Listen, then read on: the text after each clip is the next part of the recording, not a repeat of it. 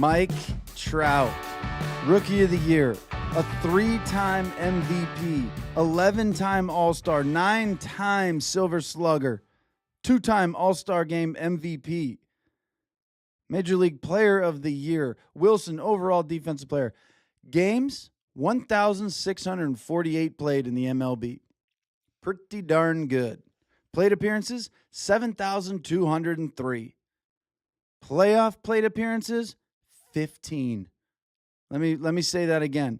Regular season plate appearances, 7,203.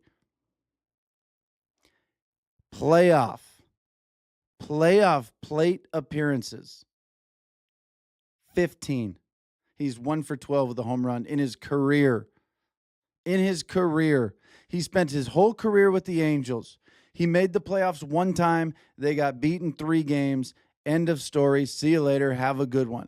People really dislike the fact that he stayed loyal to them a few years ago when he could have got out of there and he didn't. People are now begging for them to just trade him away to a team that might make the World Series or even the playoffs for all they care.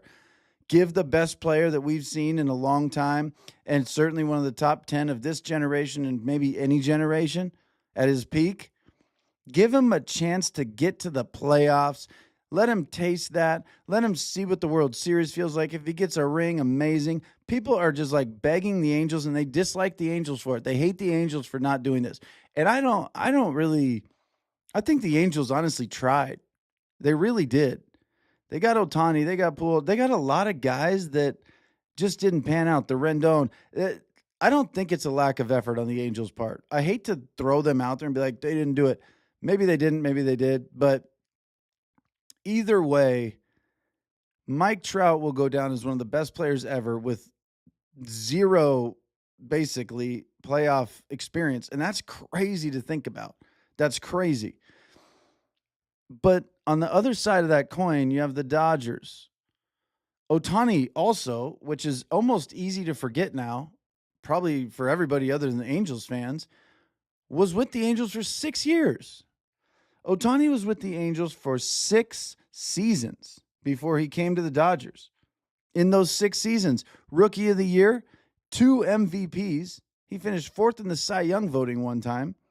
And in the year that he didn't make in one of the years he didn't win the MVP, he finished 2nd in the voting.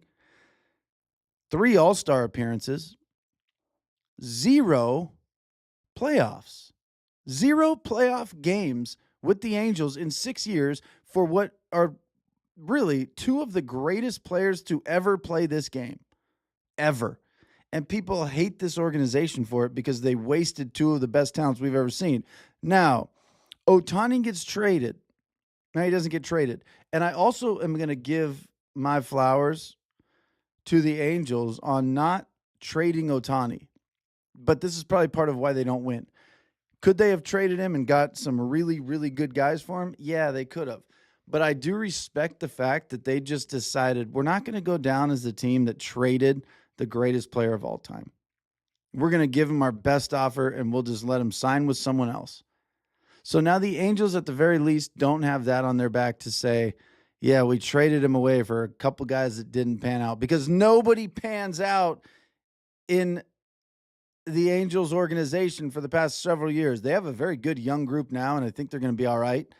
But we're not really talking about that. We're talking about historically, the last 10, 15 years, and probably longer. But I'm just talking about Trout's career and Ohtani's career there.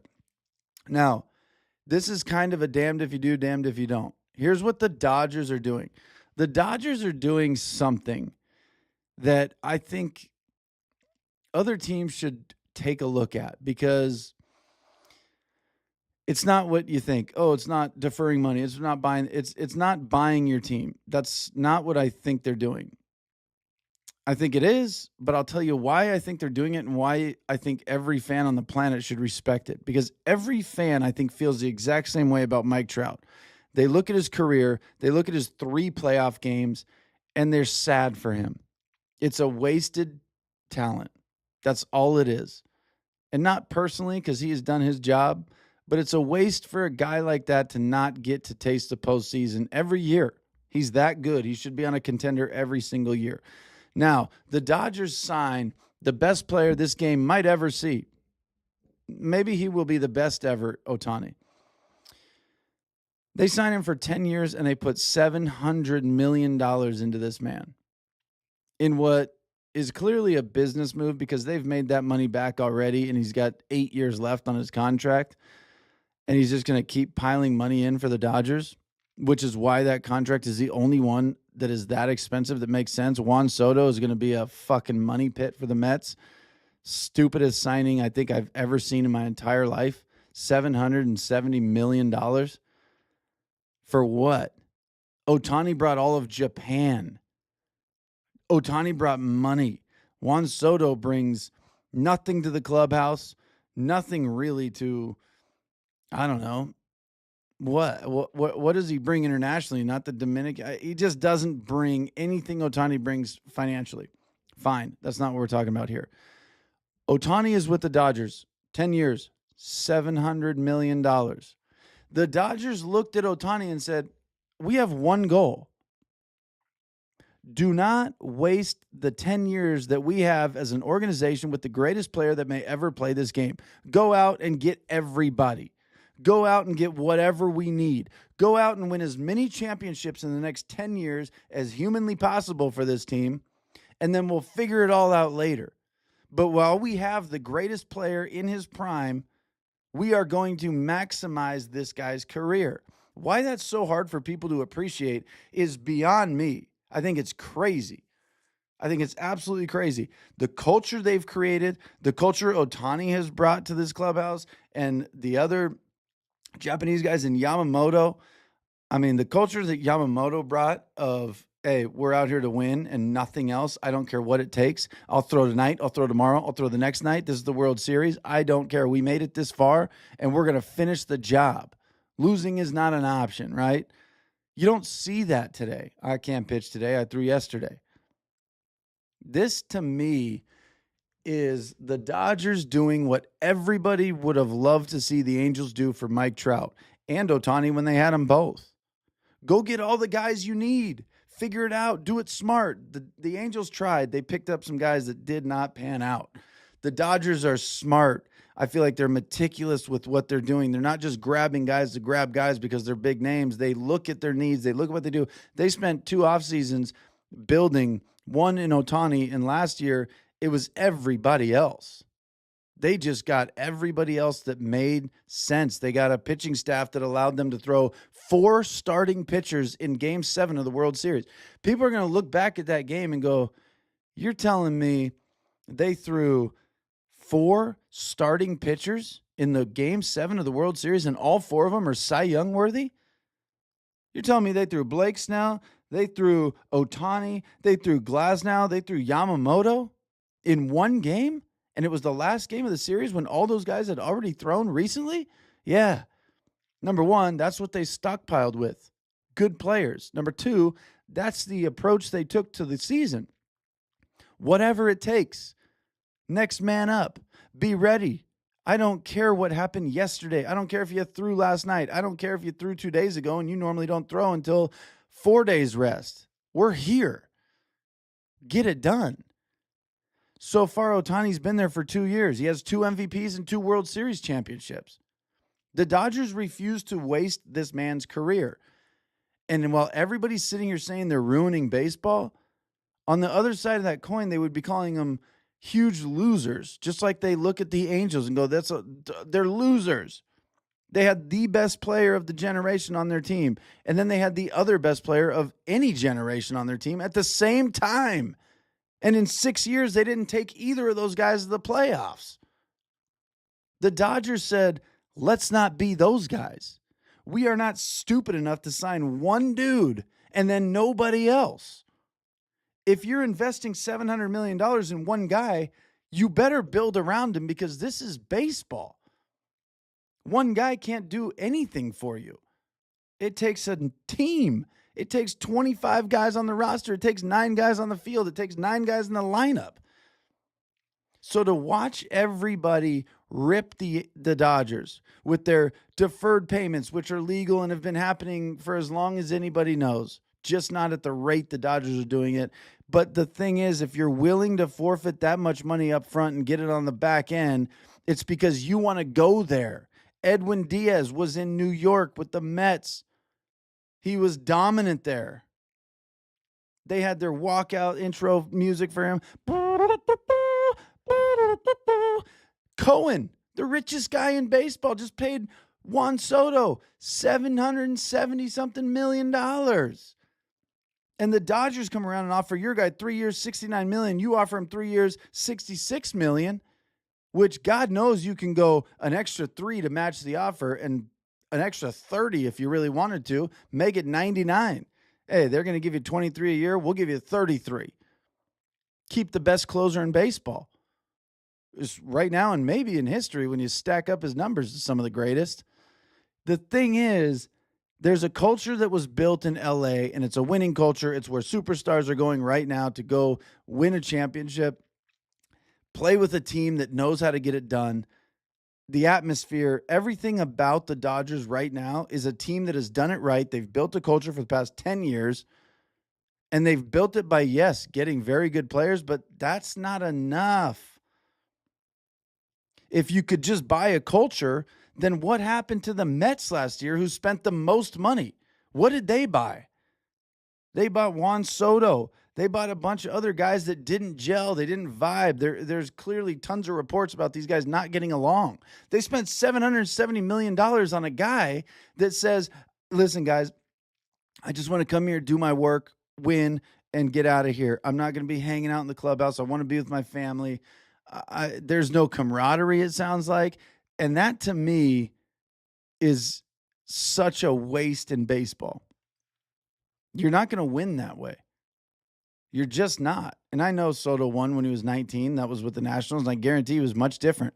Probably didn't have a family. Probably didn't have other things going on. Probably didn't have $800 million in his bank account. And there's a guy that went there and said, I'm not deferring any of this. I want it all.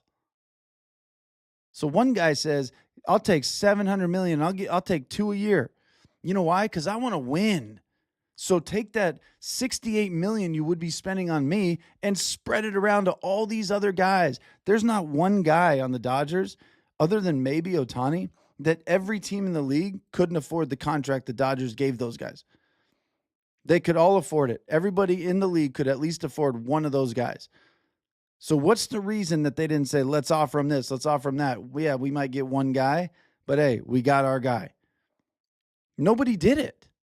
Nobody stopped the Dodgers from doing this because the Dodgers have built something that people want to go to, and nobody else has an attractive enough offer to say, hey, come over here. Come play for us. Same amount of money. No, thanks. Excuse me. This obviously gets me a little riled up. And I'll tell you what, if you didn't look at the Dodgers without bias, if you just looked at them without bias, I hate the Dodgers. Everybody does. If you're not a Dodger fan, you hate the Dodgers. If you're not a Yankee fan, you hate them. If you're not a Boston fan, you don't like them. That's fine. That's all fine.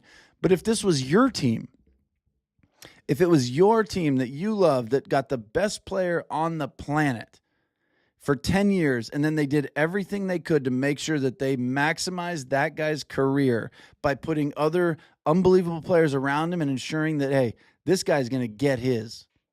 He's going to go down as a champion. He's not going to go down as a guy who was top 10 of all time with 3 playoff games and 12 playoff at-bats in a 15-year career. That's insane. And for people to look at the Dodgers and say, you're ruining baseball, maybe they are, maybe they aren't. But I'll tell you what they are doing, which is very smart, is they're utilizing the best player on the planet to draw in other good players. They created a culture. They're spending the money, and they're doing what every other team is looking at going, why we should do that. And they're not willing to. The fact that they're not willing to do that means that's your problem. The Dodgers are going to keep doing what you wish you were doing. I would say this if I wasn't a Dodger fan, because to me, this is a competition. And when an owner and a GM and people are sitting there going, yeah, let's do it. We're here to put the best product possible on the field. That's all any team wants from their team. Go put a good product on the field, please. All of a sudden, another team that's not your team puts the best product on the field that maybe anybody's ever seen, and now it's an issue? I know this feels like one big rant as a Dodger fan, but this is just a rant on baseball fans in general. You're seeing a team take the best player on planet Earth, the best, and you're watching them ensure that his career goes the way it should go. And that's what you're seeing. Be as upset as you want with that, but just know that if you're upset with it, you're an idiot. And you're filled with bias, and you can't even look past the LA logo and just see what's actually going on and go, man, I wish my team was doing that. It just is what it is. This is the Hold My Ball podcast. Tomorrow, Josh Donaldson interview drops. Enjoy it. It's unbelievable. I had a great time with that guy. A great time. Anyways, Hold My Ball podcast. Thanks for watching. Thanks for listening.